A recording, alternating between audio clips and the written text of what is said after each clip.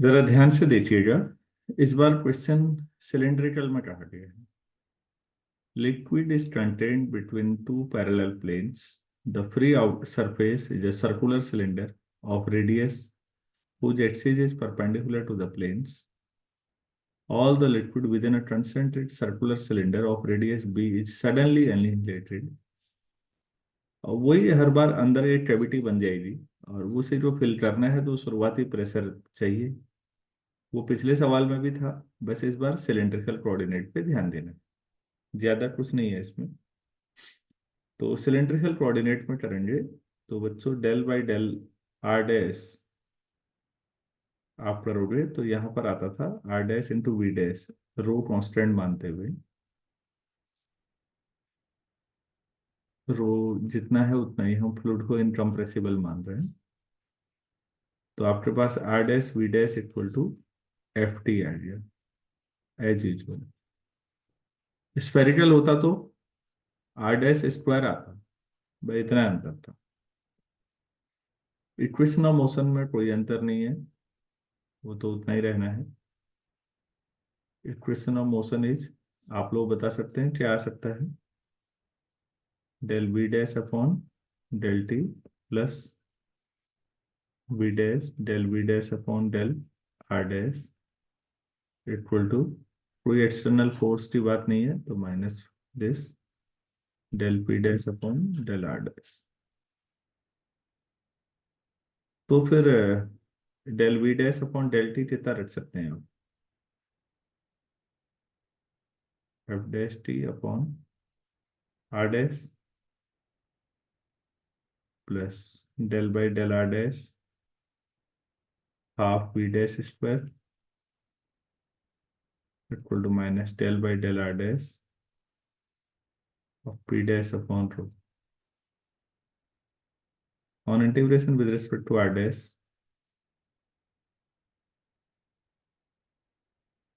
with respect to r dash we did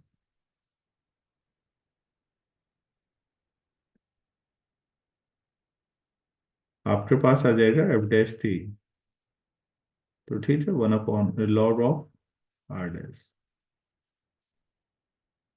plus half V dash square equal to minus P dash upon rho plus cross prostate. Equation number 2 ये कहा गया है। Initial condition लीजिए।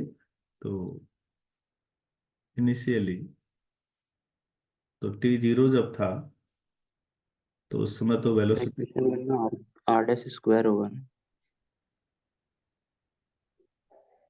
Equation one नहीं cylindrical है ना, spherical नहीं है।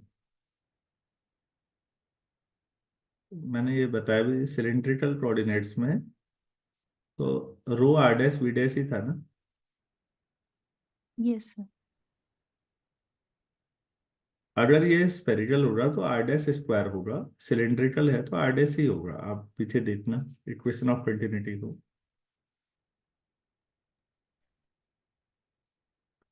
तो उस समय प्रेशर को पी नॉट मान लीजिए एट आर डैश, तो इसी पॉइंट जनरल पर है आर डैश। अभी स्पेशल पॉइंट स्पेसिफिक नहीं रखा है, केवल टी को जीरो और वी डैश को जीरो करेंगे तो आपके पास आ जाएगा F dash zero log of R dash plus zero equal to minus P not upon rho plus C. अब बाउंड्रीज पर लिख दीजिए। ये तो जनरल पॉइंट आर डैश पर था, बट ऑन बाउंड्रीज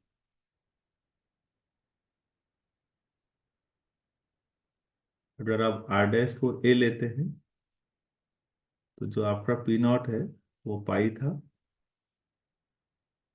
और अगर आप इनर सरफेस को लेते हैं आर डैश टू बी तो वहां से आप क्योंकि कैविटी बना दे रहे हैं एकदम, तो फ्लूइड को फ्लो होने में कोई दिक्कत ही नहीं है, तो pressure zero.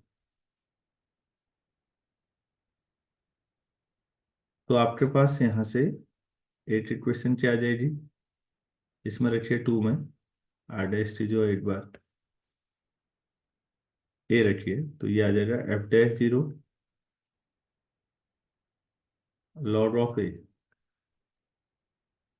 To minus capital pi upon rho plus C, और दूसरे में आर डैश को बी रखेंगे, तो F dash zero log of B equal to zero plus C. इन दोनों इक्वेशन से फिर वही काम करना है, आप सी की वैल्यू इधर वाले में रखिए, एक बार एफ डैश जीरो भी निकालिए और सी को भी निकालिए। दोनों को निकालने के बाद आप सेकंड इक्वेशन में रख दीजिए, कोई बड़ा काम नहीं है, इसको सेव कर लीजिए, मैं नेक्स्ट पेज पे जा रहा हूँ। तो इक्वेशन 2 से क्या आ जाएगा, नहीं इनको सॉल्व करके मैं जो बुक में देख रहा हूँ मैं वो लिख दे रहा हूँ, एफ डैश जीरो तो सीधे ही आना है minus pi upon rho upon log of A upon B, मतलब log A minus log B, और जो सी आएगा आप कैलकुलेट कर लीजिए, minus pi log B upon log of rho times A upon B. वो तो पाई अपॉन बी वहां भी लिख सकते थे, ठीक है आप इसे रख लीजिएगा। तो आपके पास पी नॉट, ये टू उसमें अगर रखेंगे तो पी नॉट की वैल्यू आ रही है pi log of R dash minus log of B upon log of A upon B. हो गया आंसर। आप चाहें तो आर डैश जो इन जनरल अब आर रख लीजिए, कोई बात नहीं, आसान सवाल है बच्चों।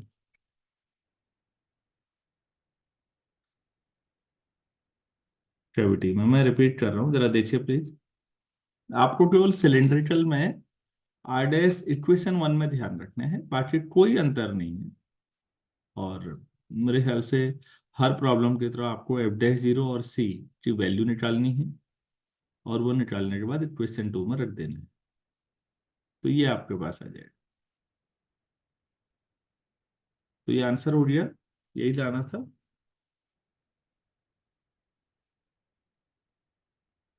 हो जाएगा। Yes sir. एक क्वेश्चन सिलेंड्रिकल में मैं और करा,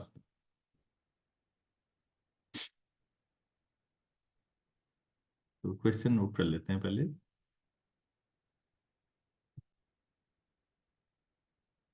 तो क्वेश्चन ध्यान से देखिएगा, क्या क्या कहा जा रहा है इस बार। कोएक्सियल सिलेंडर्स हैं। अच्छा बच्चों, थोड़ा सा मैं सिलेंडर के बारे में आपको समझा दूं। सिलेंडर, आप कहेंगे ये तो हमको पता ही है, नया क्या समझा रहे हो सकता है कुछ चीजें नहीं हो आपके लिए। देखिए प्लीज, ये हाइट है और ये रेडियस है, इनके बीच का एंगल हमेशा 90 होना चाहिए यहाँ पर।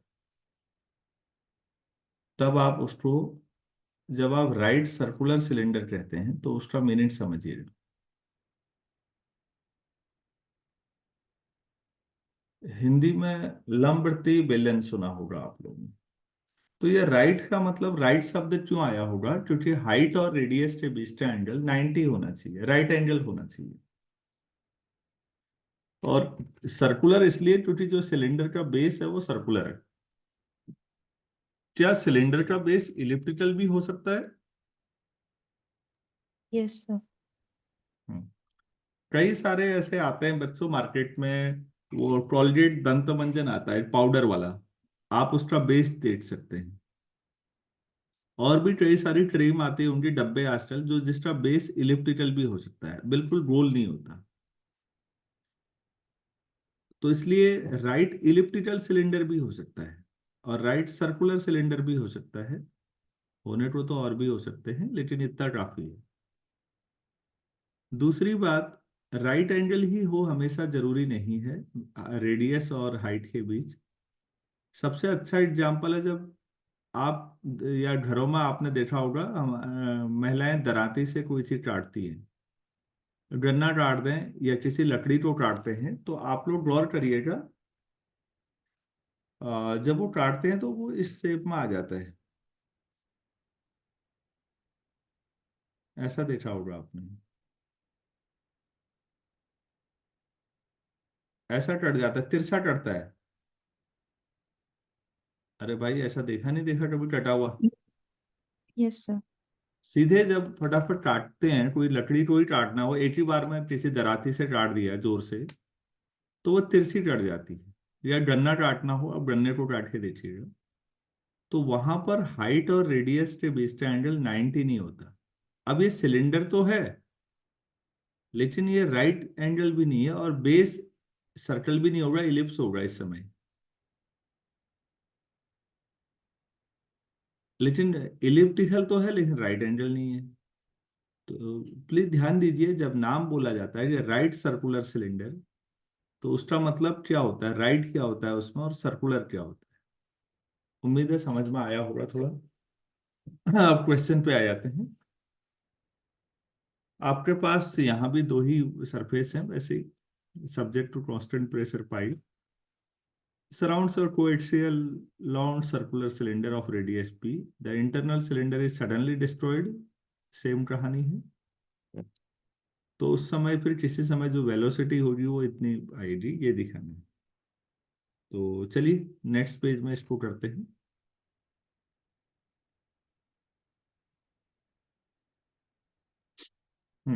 इक्वेशन ऑफ, आपके पास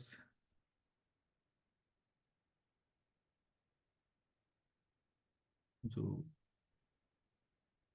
कैविटी है, इक्वेशन ऑफ मोशन तो यही होगी। Motion is del V dash upon del T plus V dash del b dash upon del r dash equal to minus 1 upon rho del p dash upon del r dash। और equation of motion हो गई, equation of continuity. जब सारी चीजें एक ही format पे चल रही हैं तो क्यों टाइम लगाना है। तो आप यहाँ पर देखेंगे कि यहाँ से R dash del by del R dash V dash rho equal to zero. Rho तो कांस्टेंट है, तो R dash V dash equal to constant. आप हमेशा ही दोस्तों एफ ऑफ टी ले लीजिए। इसका मतलब ये भी हुआ कि जहां पर जरूरत पड़ेगी आर इंटू वी रख सकते हैं। आप ऐसा समझ लीजिए कि ये कैविटी है, इसका रेडियस हम आर मान लेते हैं।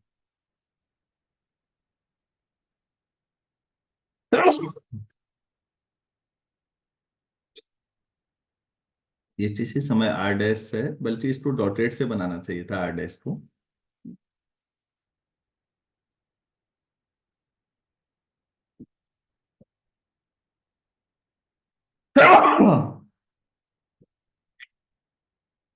Sorry.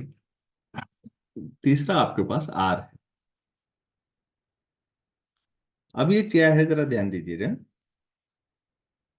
Are square minus R square जो होगा वो बीच का गैप होगा, और वो आउटर रेडियस ए और इनर बी है जो शुरुआत में, तो उनका डिफरेंस। तो आप यहाँ पर लिख सकते हैं here capital R square minus small R square का मतलब दोनों कंसेंट्रेट सिलेंडर होंगे। सिलेंडर का ऊपर से देख रहे हैं आप, प्लीज ध्यान दीजिएगा। आपके पास जो डायग्राम बना हुआ है सिलेंडर, वो ऊपर से फोटो है, तो ऐसा दिखेगा। तो वो इतना ही होगा, ए स्क्वायर माइनस बी स्क्वायर। ठीक हो गया, इसे भी रख लो। अब आप वन में आ जाइए। आपको आदत हो गई है हर बार करने की, del V dash upon del T है, तो ऑब्वियस है कि F dash T upon R dash plus del by del R dash of half V dash square तो minus del by del R dash V dash upon R dash. ये आपके पास तो इसको भी आप सीधे लिख सकते हैं F dash T log of R dash plus half V dash square minus P dash upon V dash upon rho था ना, P dash upon rho plus constant. Fourth question, boundary conditions क्या क्या दे रखी हैं?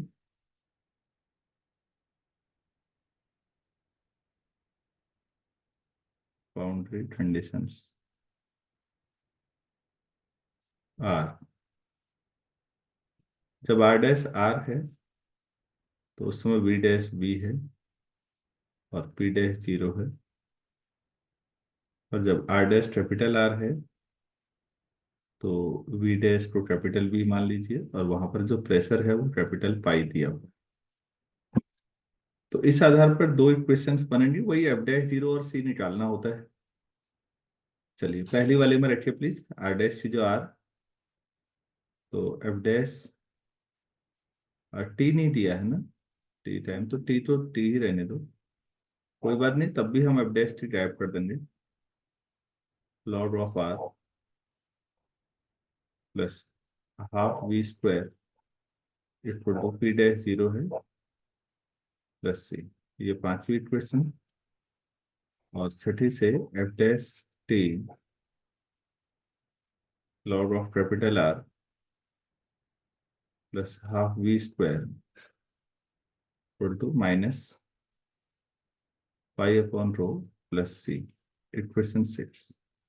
तो इन दोनों से आप एफ डैश टी और सी निकाल लेंगे।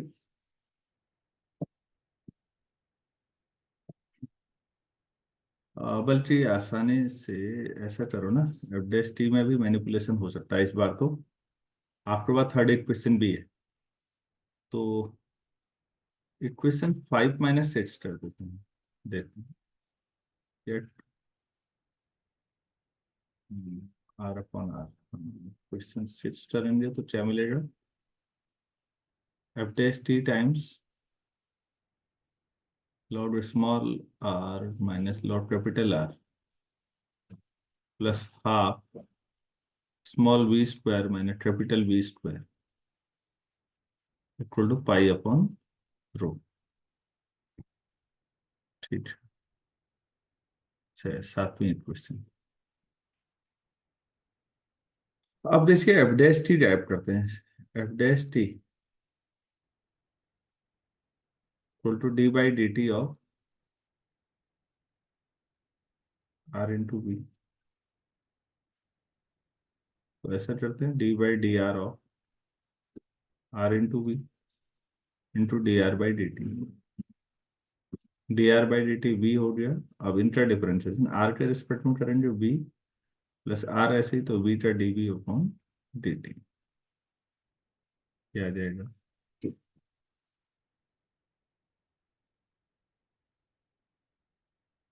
ये इतना ही रहने दे,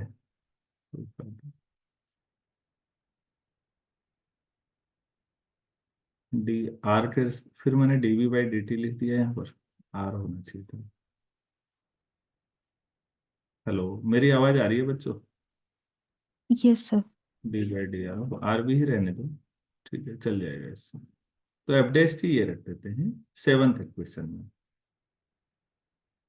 14 7। मैं नेक्स्ट पेज पे कर रहा हूँ, आप लोग सेव कर लीजिएगा, कैलकुलेशन है अब कुछ नहीं है।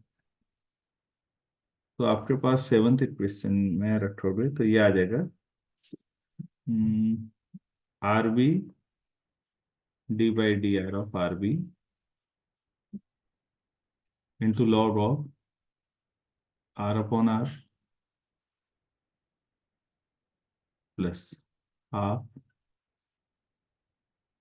Are B square. मैं सीधे लिख रहा हूँ तो कैलकुलेशन हो जाएगी, आप रखेंगे तो R square upon R square, उस कॉमन कॉमन ले, तो ये pi R upon rho type का कुछ आ रहा है। इन्होंने क्या किया है, जो कैपिटल बी है उसकी जगह पर small R B upon capital R रख दिया है, ये वाला रिजल्ट यूज कर लिया है, ठीक है। तो बच्चों ये कैलकुलेशन करते हुए थोड़ा सा एडजस्टमेंट है। Capital R square minus small R square यहाँ जो आएगा उसकी जो A square minus B square रख सकते हैं। और आपके पास जब R square minus R square equal to A square minus B square है, तो यहाँ से R D R 2 times minus 2 RdR equal to 0। तो यहाँ से आपके पास RdR equal to capital RdR type का आ रहा होगा। तो ये सब रखने के बाद लेफ्ट साइड आपकी आ जाएगी d/dr of half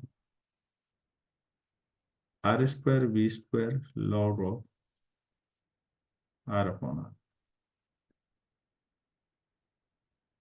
equal to pi R upon row.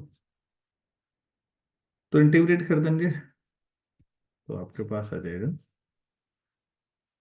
Half R square B square log R upon are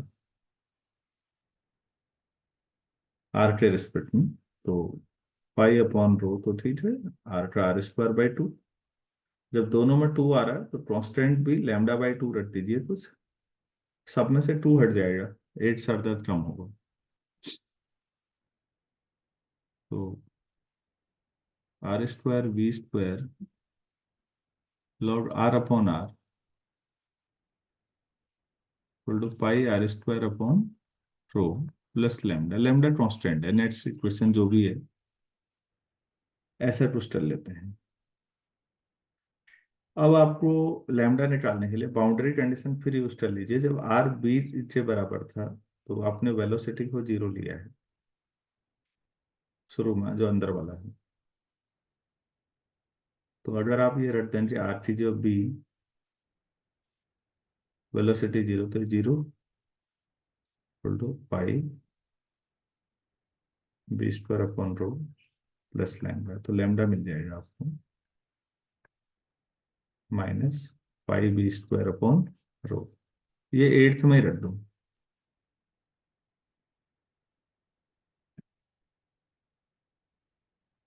calculation पे ज्यादा फोकस है, वो पिक्चराइजेशन नहीं होने वाला दिमाग में ज्यादा, मैथमेटिकल है सारा का सारा।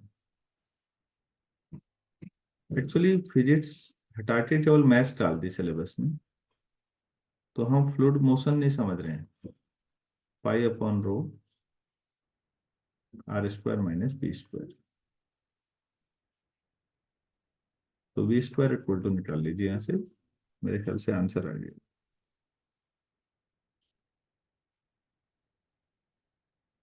तो बी स्क्वायर हो जाएगा pi R square minus B square upon R square rho और लॉग ऑफ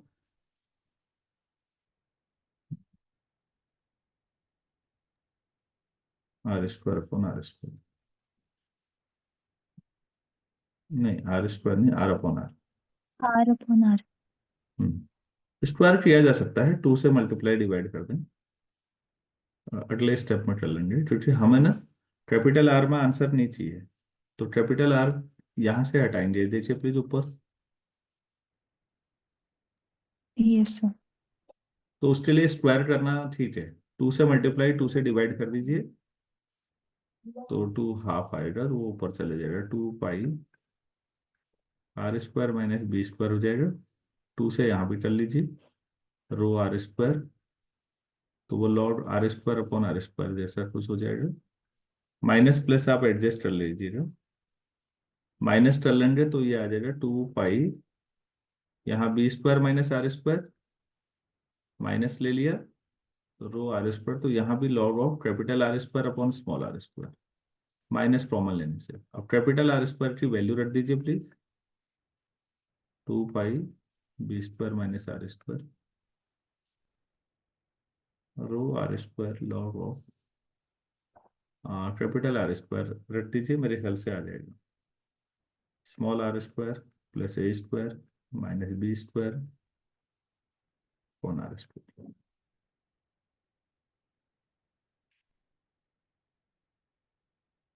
कैलकुलेशन है, मतलब मुझे नहीं लगता कि मैंने ऐसी कोई चीज सिखाई जो आपके लिए कोई मैथ सीखने जैसा कुछ है। बहुत सारी कैलकुलेशन है, और इतना भी अगर आप मेंटेन करते हैं तो मेरा अपना मानना है कि आपकी समझ इस चैप्टर में ठीक ठाक बन जानी चाहिए। अब जो इम्पोर्टेंट चीज है इसके बाद वो नेक्स्ट चैप्टर है।